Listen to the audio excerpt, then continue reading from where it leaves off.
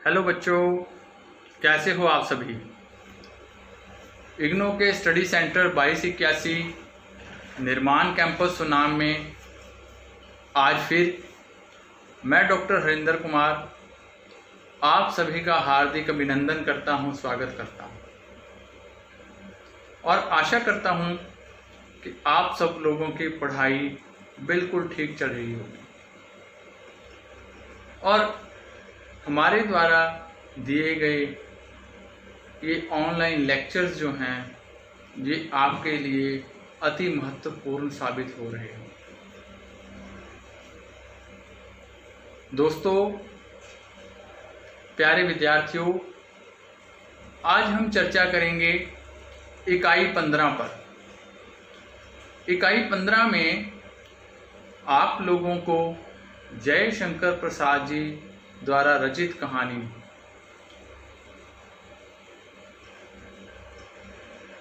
पुरस्कार लगी हुई है। पुरस्कार कहानी क्या है, किस प्रकार की कहानी है? ऐतिहासिक कहानी है, सामाजिक कहानी है, राजनैतिक कहानी है, धार्मिक कहानी है, किस प्रकार की कहानी है? पुरस्कार कहानी के प्रमुख पात्र कौन हैं? पुरस्कार कहानी में घटनाएं क्या हैं? घटनाक्रम कौन से हैं? लेखक कहानी के माध्यम से क्या बताना चाहता है, पाठक तक क्या संदेश पहुंचाना चाहता है, इत्यादि सब बातों पर चर्चा करने से पहले हम लोग थोड़ा सा लेखक के बारे में, उसके जीवन के बारे में जान लेते हैं। तो आइए चर्चा करते हैं जयशंकर प्रसाद जी की कहानी और जयशंकर प्रसाद जी के जीवन और व्यक्तित्व पर। बच्चों, जयशंकर प्रसाद जी प्रेमचंद युग के एक महत्वपूर्ण कहानीकार के रूप में प्रतिष्ठित हुए हैं। कहानी, कविता, नाटक, इनकी रचनात्मक सक्रियता एक साथ दिखाई देती है। सन 1910 में प्रेम पथिक के प्रकाशन से एक कवि के रूप में उदय के साथ सन 1912 में कहानियों के संकलन छाया से वे कहानीकार के रूप में भी प्रतिष्ठित हुए। अर्थात कहने का आशय क्या है कि 1910 में प्रेम पथिक के प्रकाशन के समय वो एक कवि थे। वो एक कवि के रूप में पाठक के सामने प्रस्तुत हुए, लेकिन 1912 में उनकी कहानियों का एक संकलन, कहानी संग्रह छाया के रूप में हम लोग उन्हें एक कहानीकार के रूप में भी जानने लगे। उनकी कहानियों का जो अंतिम संकलन था, छाया था पहला, और जो अंतिम था इंद्रजाल, यह उनके निधन के एक वर्ष पूर्व 1936 में आया। काव्य और नाटक के साथ साथ प्रसाद जी ने कहानी, उपन्यास, निबंध इत्यादि सब विधाओं को एक विशिष्ट पहचान दी। प्रसाद जी जो थे वो अंतर्मुखी प्रवृत्ति के लेखक थे, किंतु अपने युग के प्रति वे उदासीन नहीं थे। उनकी रचनाओं में प्रेमचंद के लेखन में तत्कालीन सामाजिक, राजनैतिक हलचलों जैसी मुखर अभिव्यक्ति नहीं मिलती, लेकिन देशव्यापी आंदोलन में उनकी हिस्सेदारी और प्रतिबद्धताएं भिन्न भिन्न प्रकार से हमारे समक्ष प्रस्तुत होती हैं। भारतीय संस्कृति, इतिहास और दर्शन की उनकी गहरी समझ और अध्ययन सृजनात्मक स्तर पर एक भिन्न दिशा की ओर मुखरित हुआ दिखाई देता है। देश की पराधीनता से उपजी भारतीय जनता हताशा और पीड़ा को अभिव्यक्त करने और अतीत के प्रति मुग्ध होकर भारत के गौरव गान को, उसके निराकरण को वर्तमान स्थिति में ढूंढने की अपेक्षा याद करते चलते हैं। अर्थात कहने का भाव, कहने का आशय क्या है बच्चों, कि जो जयशंकर प्रसाद जी हैं, जिन्हें हम पहले केवल एक कवि के रूप में जानते थे, उन्होंने न केवल कविताओं पर अपितु कहानी, नाटक, निबंध, आलोचना इत्यादि अनेकों विषयों पर अपनी कलम जो है वो चलाई और हिंदी साहित्य को समृद्ध किया। ऐसी ही हिंदी साहित्य में अपना एक अलग स्थान, अपनी एक विशेष पहचान रखने वाली उनकी कहानी है पुरस्कार, जिस कहानी पर हमने आज चर्चा करनी है। बच्चों, प्रसाद जी जिस समय कहानियाँ लिख रहे थे अर्थात जब उनका कहानियाँ लिखने का दौर चल रहा था, उस समय की वह स्वाधीनता आंदोलन के उत्कर्ष का काल था। अर्थात जो भारत की जनता थी वो ये चाहती थी कि अब जो है आज़ादी हमको मिल जाए। देश में क्रांतिकारी आंदोलन जो थे वो सक्रिय थे, मतलब अपने चरम पर थे, और वो आज़ादी के लिए विभिन्न क्रांतिकारी जो हैं वो अलग अलग रूप से आंदोलन जो है वो चला रहे थे। स्वाधीनता की यही चेतना हमें जयशंकर प्रसाद जी की कहानियों में भी मिलती है। वह भी चाहते हैं, वह भी बताते हैं और अपनी कहानियों के माध्यम से लेखक को, पाठक को आज़ादी और आज़ादी के पहलू, आज़ादी की विशेषता सबके बारे में जागृत करते हैं। आज़ादी हमारे जीवन में कितनी महत्वपूर्ण है उसके बारे में, जातीय अभिमान के बारे में, राष्ट्रीय स्वाधीनता के बारे में, इन सब विषयों पर वो चर्चा करते हुए चलते हैं। प्रसाद जी के कुछ अन्य कहानी संग्रह भी मैं आप लोगों को बताना चाहूँगा। उनका कहानी संग्रह है प्रतिध्वनि, आंधी और आकाशदीप। ये उनके बहुचर्चित कहानी संग्रह थे। इसके अतिरिक्त उनके चंद्रगुप्त, स्कंदगुप्त और ध्रुव स्वामी कुछ नाटक भी बहुत प्रसिद्ध रहे हैं। तो बच्चों, अब तक हमने बात की जयशंकर प्रसाद जी पर, अर्थात कहानी पुरस्कार के लेखक पर। अब हम थोड़ी सी चर्चा करते हैं पुरस्कार कहानी पर। पुरस्कार कहानी जो है उसे हम एक ऐतिहासिक कथा पर आधारित कहानी भी कह सकते हैं, ऐतिहासिक कहानी भी कह सकते हैं, क्योंकि इस कहानी के जो पात्र हैं वो इतिहास की जो घटनाएं हैं उससे संबंधित हैं। पुरस्कार कहानी का जो केंद्रीय चरित्र है, केंद्रीय चरित्र अर्थात जिस पात्र के इर्द गिर्द सारी कथा कहानी जो है वो घूमती है, जिस पात्र को आधार बनाकर लेखक ने अपनी रचना रची है, उसे हम क्या कह सकते हैं? केंद्रीय पात्र, केंद्रीय चरित्र। तो ये केंद्रीय चरित्र, केंद्रीय पात्र कौन है कहानी में? मधुलिका। पुरस्कार कहानी का केंद्रीय चरित्र मधुलिका है। उसके पिता जो हैं सिंहमित्र ने युद्ध में कौशल की प्रतिष्ठा, कौशल देश जो है युद्ध में कौशल की प्रतिष्ठा बचाई थी, और स्वयं मधुलिका भी अपनी मातृभूमि से उतना ही प्रेम करती है जितना कि उसके पिता करते थे। वह अपने खेतों में अपना पसीना बहाकर मेहनत कर सुखपूर्वक जीवन बिता रही होती है कि एक राष्ट्रीय नियम उसे विचलित कर जाता है। वो खेती बाड़ी करती है, खेती के व्यवसाय से जुड़ी हुई है और अपने खेतों में खून पसीना बहाकर मेहनत करने वाली है, लेकिन एक राष्ट्रीय नियम जो है वो उसे विचलित कर जाता है। कौशल के महाराज को एक दिन किसान बनना पड़ता है। कौशल देश के जो महाराज हैं, जो वहाँ के राजा हैं, उनको एक दिन क्या करना पड़ता है, किसान बनना पड़ता है। वे एक चुने हुए खेत में बीज बोते हैं। चुने हुए खेत मतलब अर्थात बहुत सारी ज़मीन है, उसमें से कुछ एरिया जो है, कुछ ज़मीन जो है वो उन्होंने अपने लिए खेती करने के लिए उसको चुना है कि मैं इस ज़मीन पर बीज बोऊंगा, खेती करूंगा। उस खेत का चौगुना मूल्य, जो मूल्य उस खेत का, उस ज़मीन का है, उससे 4 गुना ज़्यादा मूल्य उसके स्वामी को राजकीय कोष से दे दिया जाता था। यह एक नियम था। मधुलिका,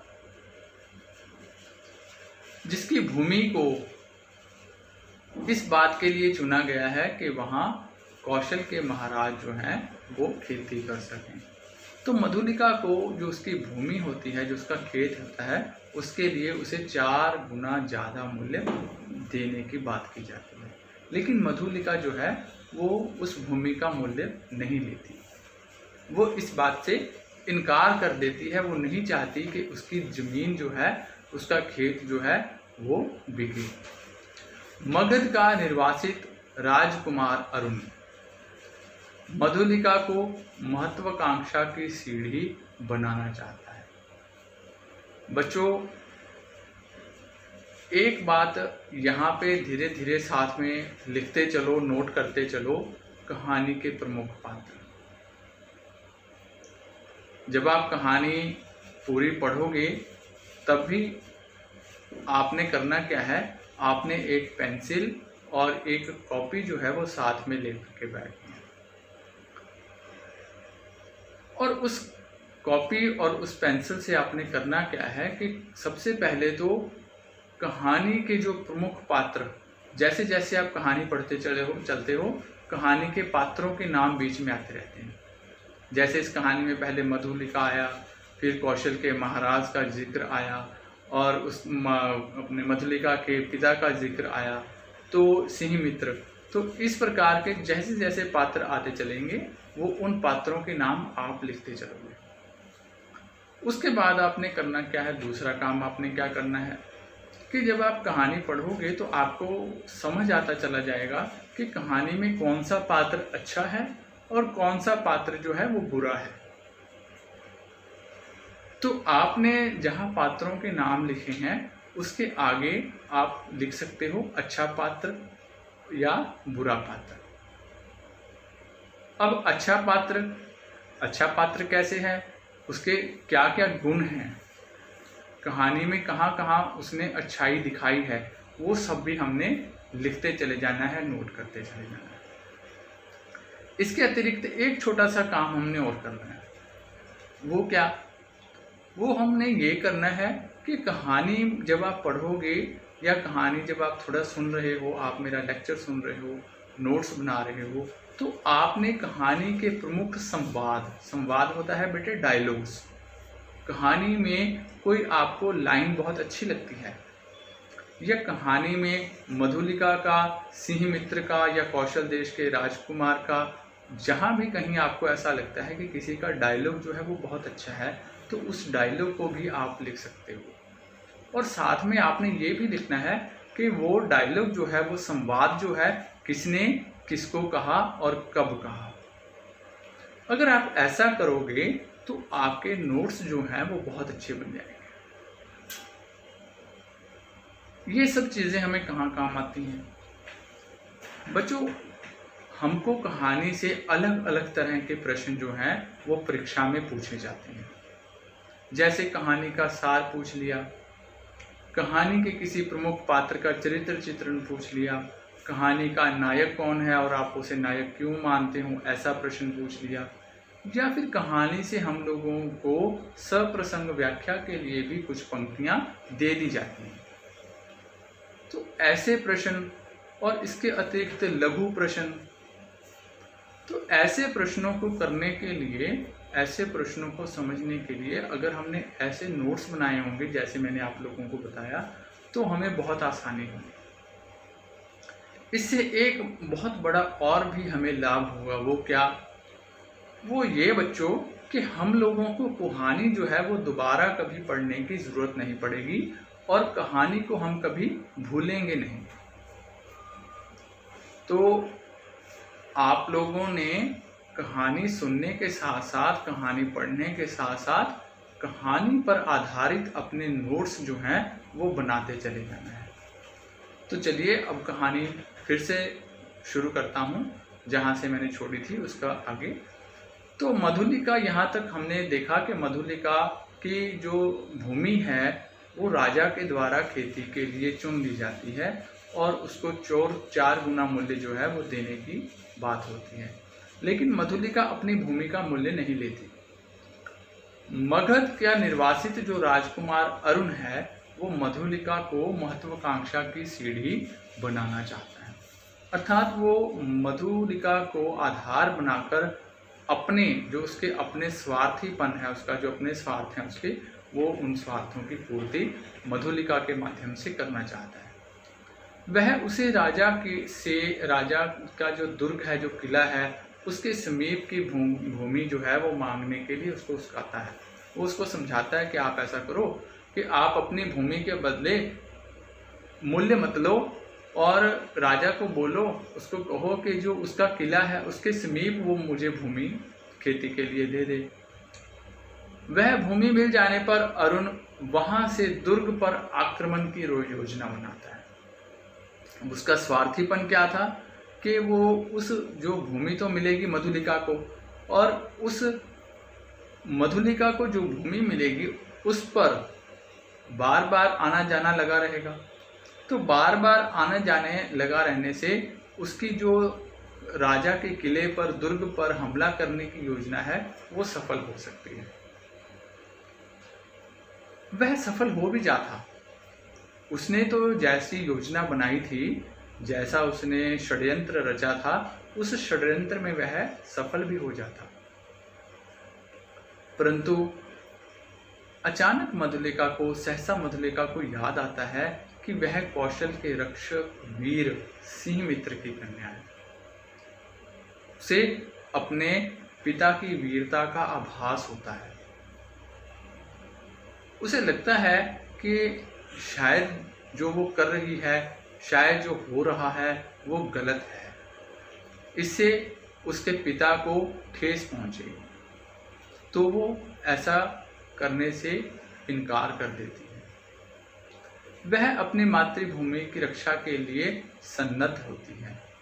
परिणाम स्वरूप क्या होता है कि जो अरुण है, जिसने सारा षड्यंत्र रचा है, जो दुर्ग पर, किले पर हमला करके किले को नुकसान पहुंचाना चाहता है, राजा को नुकसान पहुंचाना चाहता है, कौशल देश को नुकसान पहुंचाना चाहता है, वो अंत में क्या होता है, वो अरुण जो है वो अंत में पकड़ा जाता है।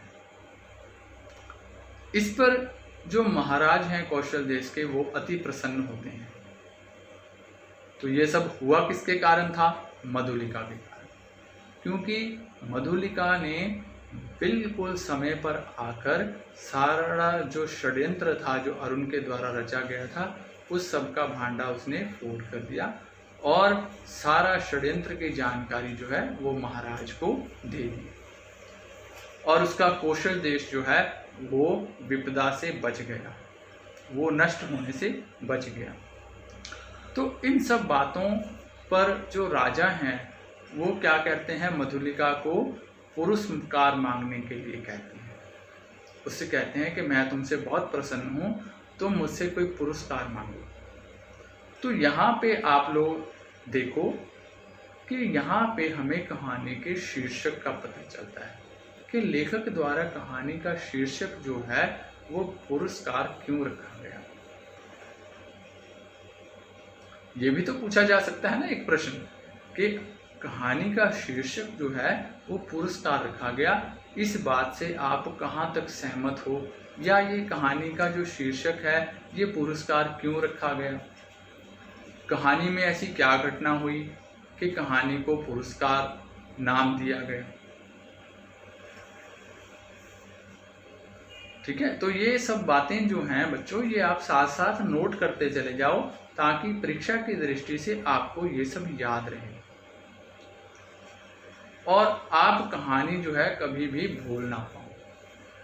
इसके अतिरिक्त कहानी जो है, कहानी के प्रमुख पात्र जो हैं, उन पात्रों के नाम जो हैं वो भी आपको धीरे धीरे याद होते चले जाएंगे। ठीक है। तो अब राजा ने मधुलिका को पुरस्कार मांगने के लिए कहा। मधुलिका पुरस्कार स्वरूप क्या मांगती है? प्राण दंड मांगती है, मृत्यु मांगती है, और जो बंदी अरुण है उसके बगल में जाकर के खड़ी हो जाती है। तो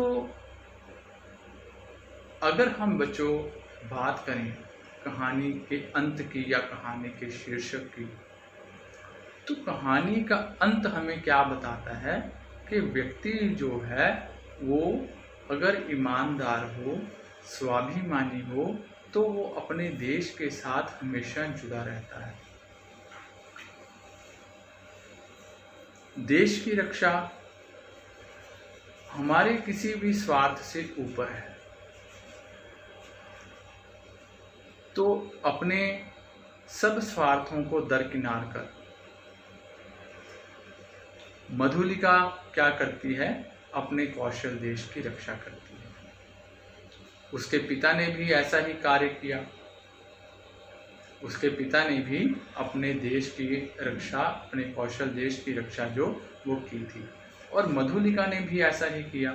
उसने बिल्कुल समय पर आकर, सही समय पर आकर सारे षड्यंत्र की जानकारी जो है वो महाराज को दे दी और अपने कौशल देश को विनाश से बचा लिया। लेखक ने, प्रसाद जी ने, इस कहानी में जो पात्र उनके हैं वो ऐतिहासिक पात्र हैं, इतिहास से संबंधित पात्र हैं। तो बच्चों, ये थी कहानी हमारी पुरस्कार। आशा है आप लोगों को ये कहानी अच्छी लगी होगी और समझ आई होगी। मैं आप लोगों से फिर एक बार अनुरोध करता हूँ कि कहानी आप कोई भी पढ़ो, चाहे वो किसी भी लेखक की हो, कहानी पढ़ने के साथ साथ ये अति आवश्यक है कि उस कहानी पर आप अपने हस्तलिखित जो हैं वो नोट्स जो हैं वो बनाते चलेंगे। एक दो बार शायद आपको ऐसा करना मुश्किल लगे, लेकिन ऐसा करना आपके लिए जीवन भर लाहेवंद होगा, अच्छा होगा, लाभान्वित होगा। तो कोशिश करें कि जब भी आप कहानी पढ़ें तो साथ साथ कहानी पर अपने नोट्स जो हैं वो बनाते चलें। चलिए, धन्यवाद।